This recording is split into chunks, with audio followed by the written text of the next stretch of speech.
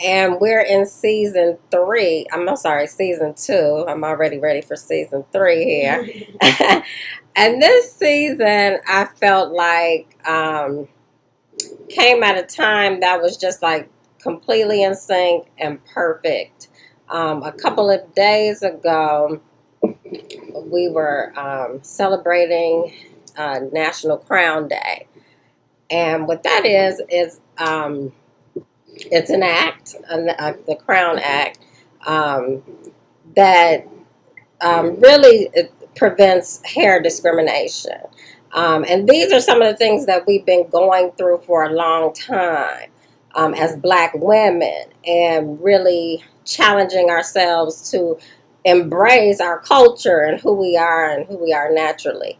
And all in the midst of being discriminated against and the discrimination internally that we do with each other. So I wanted to dedicate this show to our hair story. And this is the whole season. We'll be talking about our hair story, the Black hair experience, the natural hair industry. I have the pleasure of interviewing a group of men and women that have pioneered the whole natural hair industry. And they've been doing this for over 4 decades. And so we're going to talk to them about how they have pioneered the industry and all of the things they had to do. And they're going to give us all the details about the trenches. So I'm really excited to talk about this season. I myself am a Master Pioneer recipient 2017. And I am going to interview my mother, Amazon Peyton Smiley, who is an inaugural Master Pioneer 2011. And I'm excited to start out the show, not only this particular show, but to start it out talking to my mother, because I really have trailed behind her in terms of my journey as a pioneer in this industry. So I am going to bring Amazon to the show. Please welcome Amazon to the show.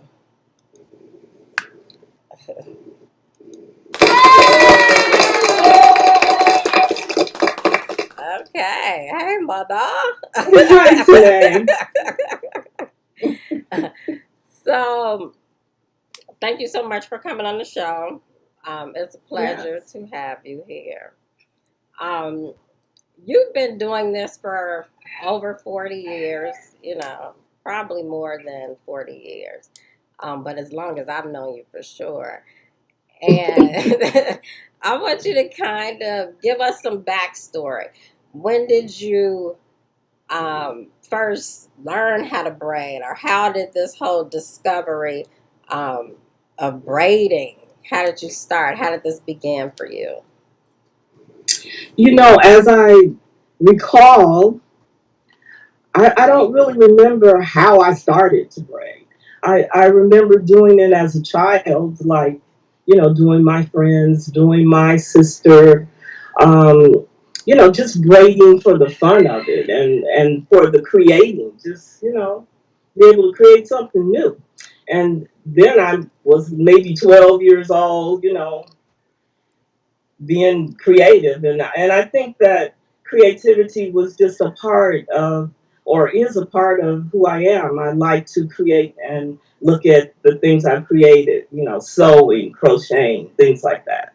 So when the movement started, I was actually in San Francisco, California, and I went to Mission High School, which was right directly across from Dolores Park, where the Black Panthers would come and assemble and meet and talk.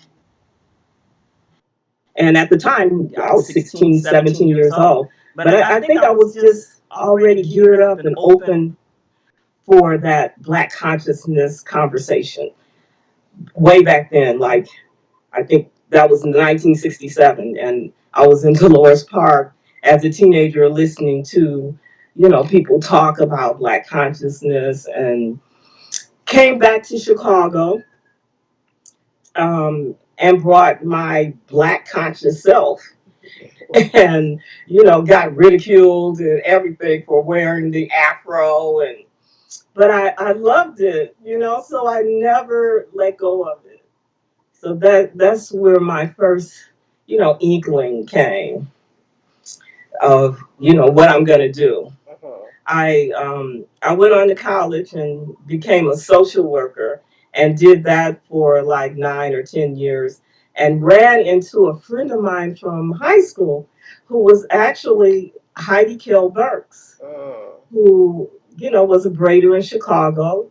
She was probably the first braider to open a salon in Chicago, and I guess I kind of followed in her footsteps, and started my own business, and started braiding for life. Definitely that. Now I remember when I was a little girl, and there was a room in our house that was called the braid room. I Right. actually have one of those in my house right now. But Exactly. I remember you doing it then, and that was a business. That was like where the business started. So how did we get to that point? Who was the first person's hair you did, and you were like, okay, I'm gonna do this for money? That's so funny because, I would go on the weekends because I was a social worker, right? So on the weekends, I would go and help Heidi Kell. And every once in a while, another one of our good friends would come over and help. And her name was Jewel Pace. And we all went to high school, Inglewood High School, together in Chicago. And Jewel was very creative. I mean, she was all out of the box with her creativity, right? So one day she calls me up. I had been sitting under her looking at her creativity. We did that, we shared, um, Braiders shared a lot way back then. And I was sitting under her looking at her creativity. And one day she called me and said, I can't do this lady's hair. Would you do it? And I said, and I should charge her money? And she said, yes, charge her money. So I'll never forget her name. Her name was Taya Sun. Oh.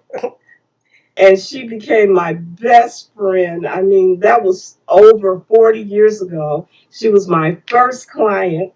She liked what I did, so she didn't go back to her other stylist, my friend, and she continued to come to me. So that was my first. Oh God! So that was over 40 years ago. That was maybe 1978.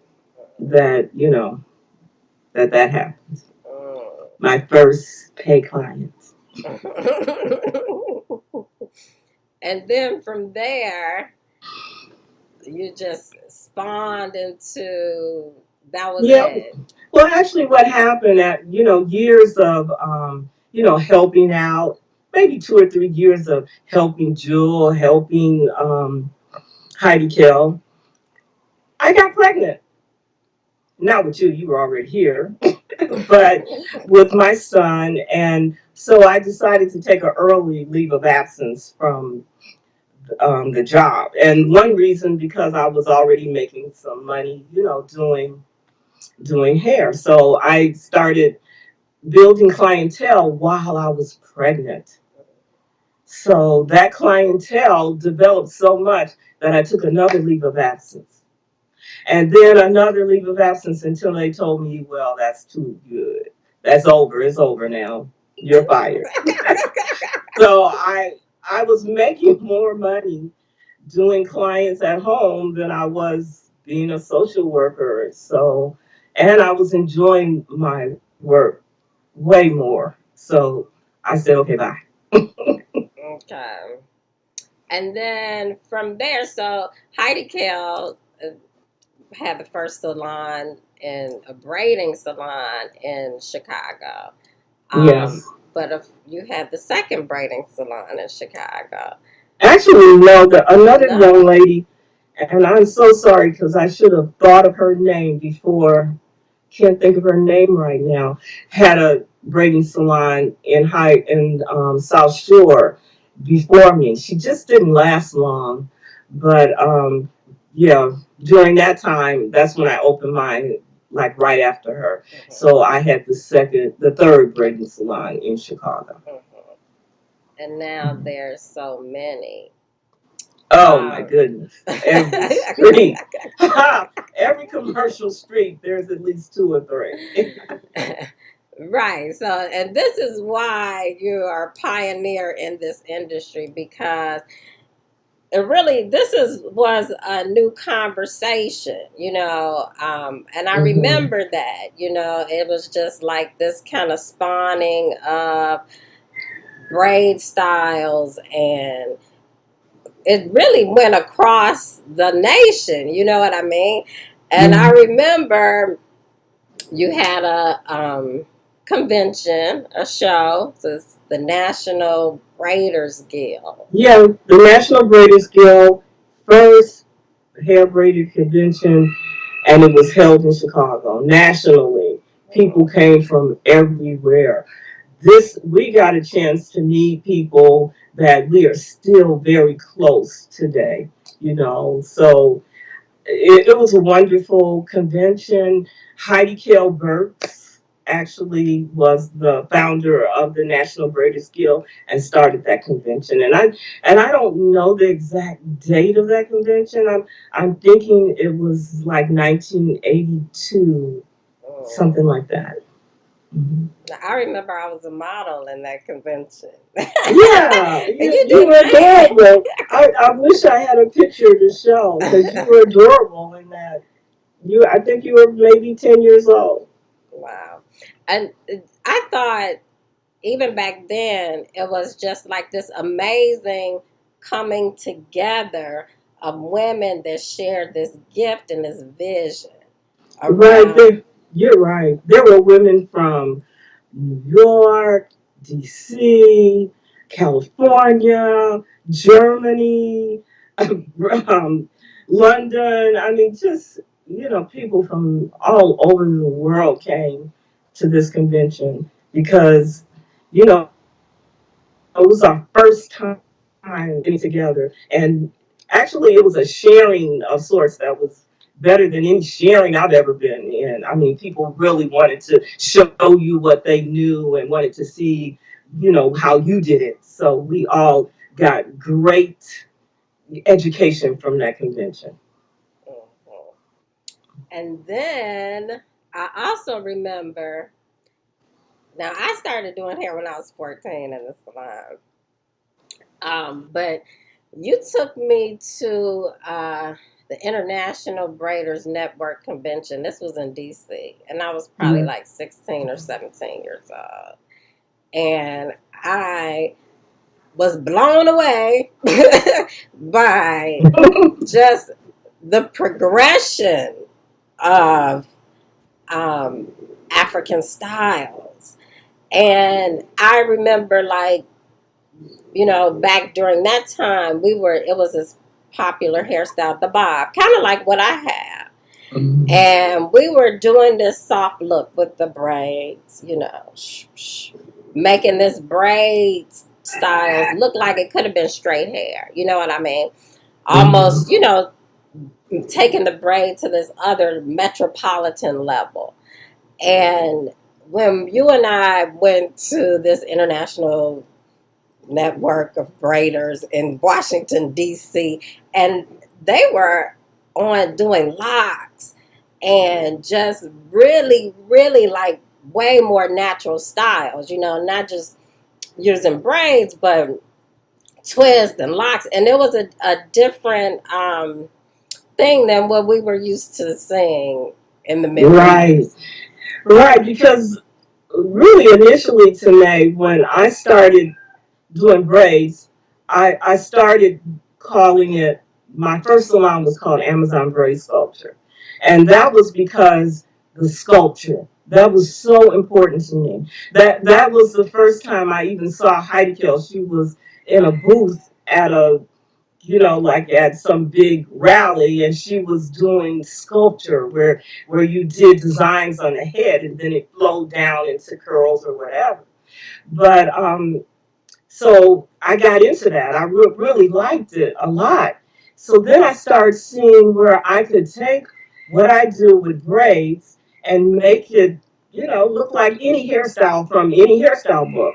So I would get hairstyle books, whether they be white hairstyle books or black hairstyle books. The person could have like bangs and a flip, and I would use that to make my hairstyle. And then I would encourage my clients to bring in a hairstyle, a picture of a hairstyle that I could duplicate. That was, that was what we did back then. Like duplicate hairstyles that were already there, whether it was up or down, and we learned how to do that soft curl.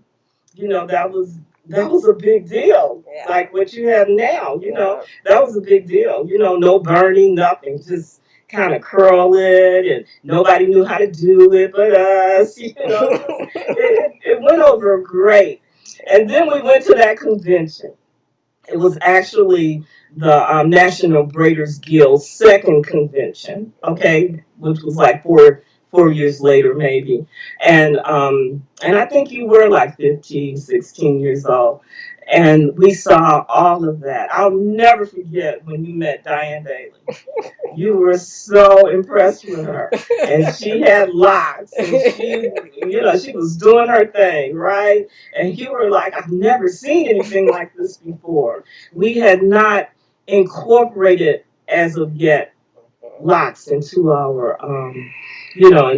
stylings, so seeing that was, just kind of took us to another level. And what was that, like 1988 Probably maybe? around 88, yeah. Right. Mm-hmm. And then when I met her and those women, I was like, okay, this is it.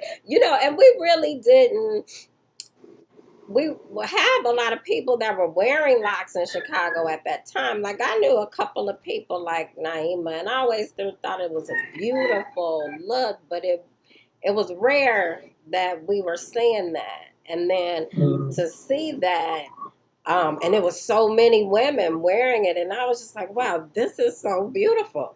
Like it was almost like just unveiling who we are and reclaiming our culture. And how beautiful is that? I had never seen that in that capacity. And so I was just in love with that. I was like, okay, this is what we're gonna do when we get back, and I started locking my hair, and Yes, you and it was just a pleasure to, because I've known Diane for that many years, since did. I was a Right. kid like that, and just every time I got the opportunity, I was like, okay, let's go with them, let's do this. We got to make sure we go to this convention. And it was the same like sisterhood vibe, before the internet. It's just amazing how now you can sit at a computer and bring all these people in and share all this information. Whereas back then, people were flying from all over the world to come into this sharing Mm-hmm. of It was phenomenal. amazing. Yes, yes, yes. It was a good time for me.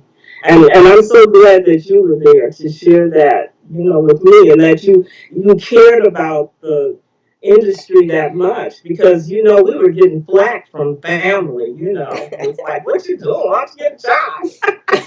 Like we're working like, like 60 hours or 70 hours a week, and people are asking us why we don't get a job, but the creativity of it all was phenomenal. hmm It just was. I think for me, in my experience, especially since I started so young, I pretty much grew up in the salon, but also I became a woman in the salon. Um, Wow. and it was just more about this that connection we were making with the women. All of those hours and hours and hours and hours and hours and hours, and it was like a visitation and reaffirming the beauty in our culture because we really battle with that as Black women. You know, are Hmm. we pretty enough?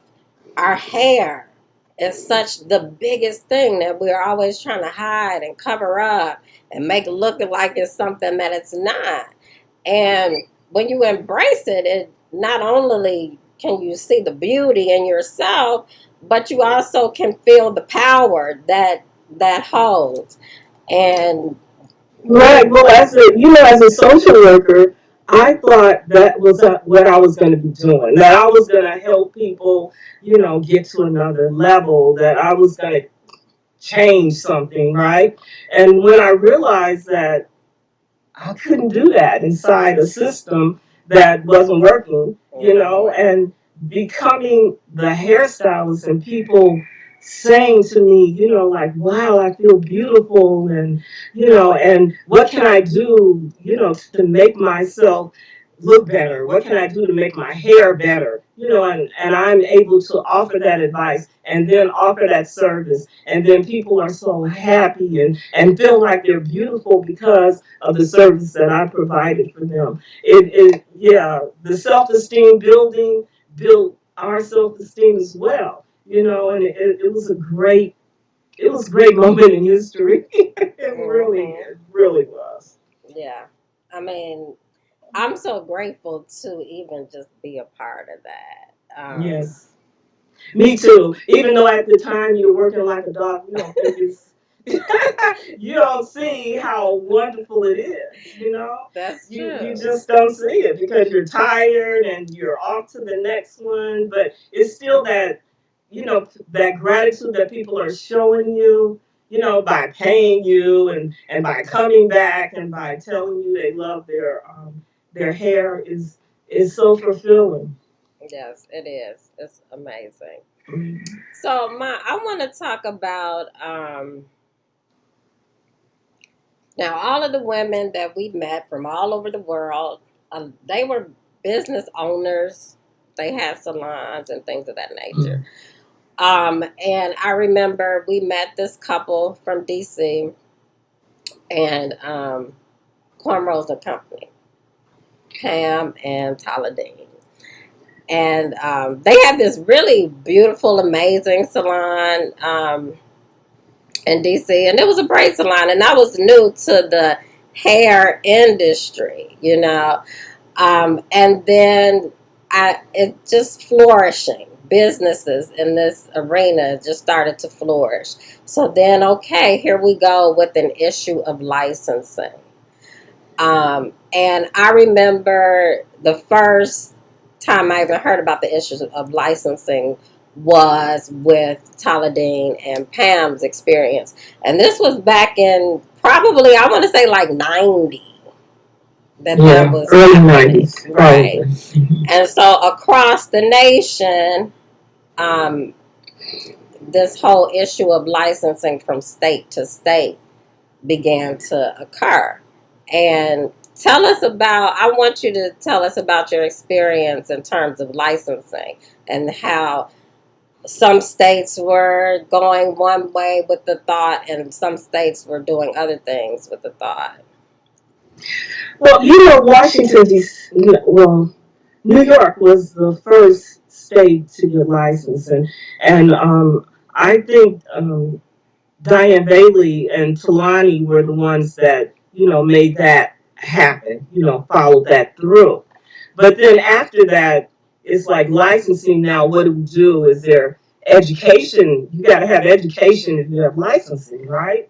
So that I think that became a problem there in New York State. Okay, Mhm. and then when they started, the powers that be, or the state government started approaching the Taladine and Pam, they fought it. Okay, they said, "Hey, this belongs to us. This is our tradition, it's our livelihood, it's our life. You cannot teach it to us because we are the ones that have brought it and offering it. So we want to be exempt. I think they shut them down at first, okay? Came in, shut them down, but they fought it. They fought it so that Washington, D.C. became exempt from licensing as hair braiders. Okay, it took a while. I think it took maybe 6 or 7 years, maybe even more. I'm not sure, but they fought it. So then other states rallied around that. That this is ours, this is our tradition. It shouldn't be licensed. Okay, so there are states that are licensed. There are states that are not licensed. I mean, legally, then illegally, there are states that are still haven't made a decision on whether to license the hair braiders or not. I mean, it depends on, I guess, who's rallying for it, who's lobbying for it. So in Illinois, there I enjoyed a wonderful business for over 20 years without any license. Every time somebody would come to say, why are you licensed as a cosmetologist or whatever, then nothing happened from that. So I was comfortable, right? So then it's always an issue that starts the licensing question. Okay. So the issue became the African hair salons, the African hair braiders, were having problems with people that were coming over and not adhering to, the formula, what usually happens in the African hair salons. Okay, they were people coming in stealing their clients, things like that. So they needed some kind of regulation. So they lobbied for licensing. So when they lobbied for licensing, I just, went with them because, you know, if there's going to be licensing, I got to be a part of it, right? So we became licensed in Illinois. Illinois requires 300 hours. Okay, it gave me the ability to open a school where I could teach how to do um, natural hair properly. So your sister, Nabi Smiley, was actually the one that, put that school together and, made it legal. So now we have that school that can teach people how to do natural hair properly, which I think is a great idea because there are still, people that are not doing it properly and we're losing our hair because of it. Okay, so um, any other questions on licensing? I think I've covered as much as I might know. I might know more. No, I think you covered the gamut. I remember that time, specifically when the licensing issue became an issue in Illinois. And this is really almost before we were active in terms of licensing, where it was like a really take on action type situation. But we were working very closely with cosmetologists at that time, consulting for Soft Shame. Yes, that started our consulting business when Sasha asked me to become a consultant for them. Uh-huh. And then I kind of feel like that time um, of us consulting for them, I also consulted for Johnson during that time. It gave us an authority in the hair community as well. Period. Just the black hair community. The cosmetologist and the natural hairstylist has always been these two boxes. But then we're in the same box. So how do we determine that? So I'll say that you were pretty much the leader in the natural hair industry. So it made sense to be able to um, have the authority on what was being taught in terms Yes. of uh, And it was being taught, and basically for the for those manufacturers, they just want to know what do we need. What do we need as far as products. So I was helping in product development more than anything. mhm, And educating cosmetologists as mhm, well on natural hair. mhm. Yes. So Yeah, I think it gave us a lot of opportunities to get together for that educating process because I've taught a number of classes to cosmetologists all over the world. I've trailed behind you and we've done the same thing. But it yeah, just, at that time, that conversation was going on. And, being with Soft Sheen, you're pretty much in with the leaders of the black industry at that time, especially. Um, mhm. but yeah, I think it kind of paved the way to tailor that conversation about licensing. It's like, okay, who's gonna say what the requirements are, right? Right, right. Well, thankfully, when it happened in Illinois, Diane Bailey had already wrote a program for Malay.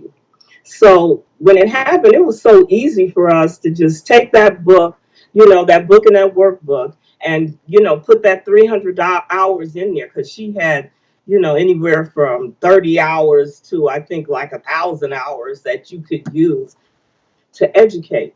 So we used Diane Bailey's natural hair book. See, It was great. I praise her for putting that together. yes, Mhm. yes. And now here we are, um, years Tanae, later. to your praise, remember when I was working for Sashing, right? And we were requested.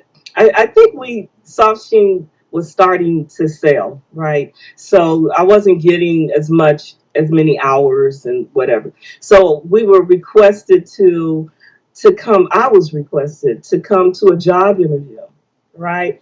And what job interview was that? I forgot because I brought you. Are you talking about, was it Carson? Yes, yes, Uh, yes. I'll never forget that in Hilton because I Head. went to the job interview for Carson's, right? So it was like a roundtable discussion. It was me and you, okay? So by this time, you were in your 20s. I think you were probably I like was like, 22, twenty yeah. three. Yeah, you were out of college. Mm-hmm. And we were in this roundtable discussion. You took over the discussion and you got hired over me.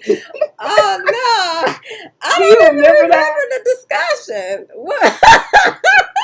You don't remember that? I really don't. I Yeah, remember go things ahead. about um, that trip because we were in Hilton Head. No, no, no. This was before Hilton Head. Oh, really? What? It was in Yeah, this Chicago. is when you first got hired with Carson.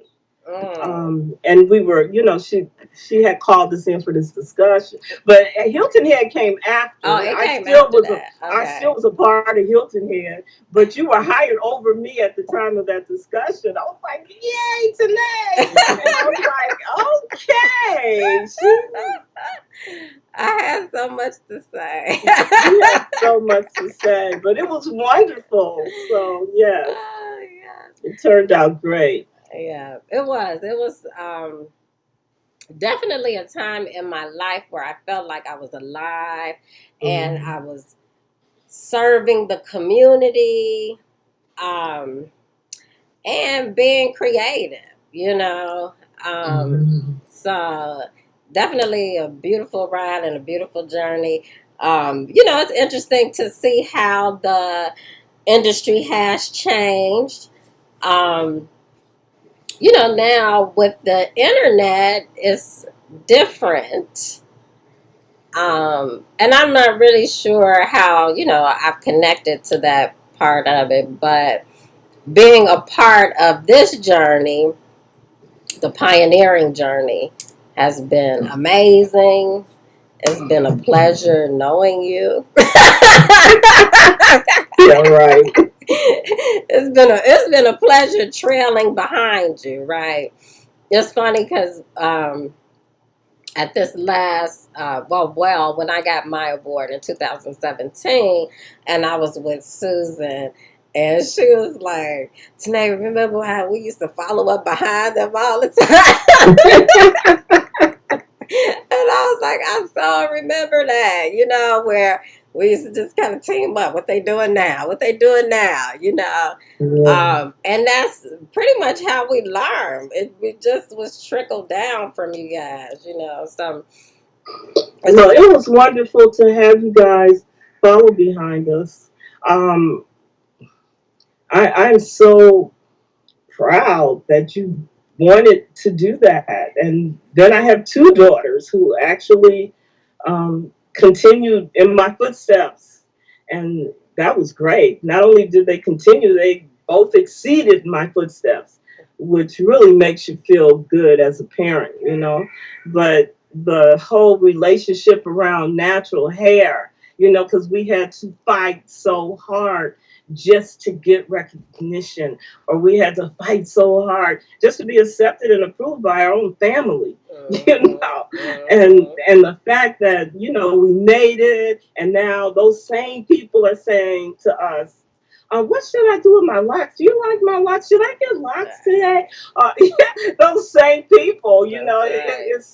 It feels really good. Like we fought through it. Like we Mhm, won the battle. mhm, And have set other people on that journey. mhm. That's the best part for me.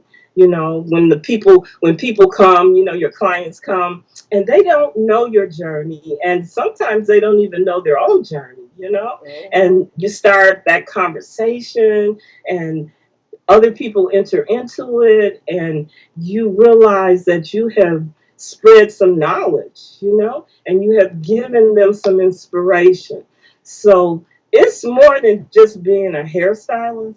A natural hairstylist is way more than just being a hairstylist, because you are holding the journey of your people in your hands. That's And right. right, it feels good, especially when you can just let that flower bloom. I've had young people that after we've had a conversation in the salon, and they start crying because they feel like, why don't I know this? We're dispersing this information about Black consciousness that, you can't find it anyplace else but Mhm. in the natural hair salon. But it's been a wonderful journey, and I've enjoyed it. Me I'm too. retired. Did you know that? Yeah, I do know. I know you deserve it. I'm semi-retired myself. I think I spent a lot of hours putting in a lot of hours over the years. Okay. Thank you so much for coming on the show. It's over already. It is over already. Look, this part one. I'm gonna bring you back for part two. um, I want to introduce my guest for next week. Um, this woman is so amazing to me. Her name is Anita Hill Moses. She is the founder of the Master Pioneers. And, I'm not even going to go into what that is, what the Master Pioneers is, because next week, at the same time, the founder of the Master Pioneers is going to tell us. You know, Anita she's a firecracker. She started this, I mean, having this vision, this idea. She started asking us about it at the World National Hair Show, maybe 5 or 6 years before she actually implemented it, right? And it was just this one beautiful idea that she brought to fruition. And wow, I'm behind her 100%. And I thank her so much for the recognition. Yes, she Yeah, she's is wonderful, girl. amazing. She born on my birthday, so she Oh got to be God. my. I'm, that was a little self-loathing, right? Not like me. So we're gonna have Anita on the show next week, and of course she is a master pioneer. So we're gonna talk to her about how she pioneered the industry as well. Thank you guys so much for tuning in. Please click like, share, subscribe, all of those things. And I will see you next Sunday, same time, same place. Aloha. Aloha.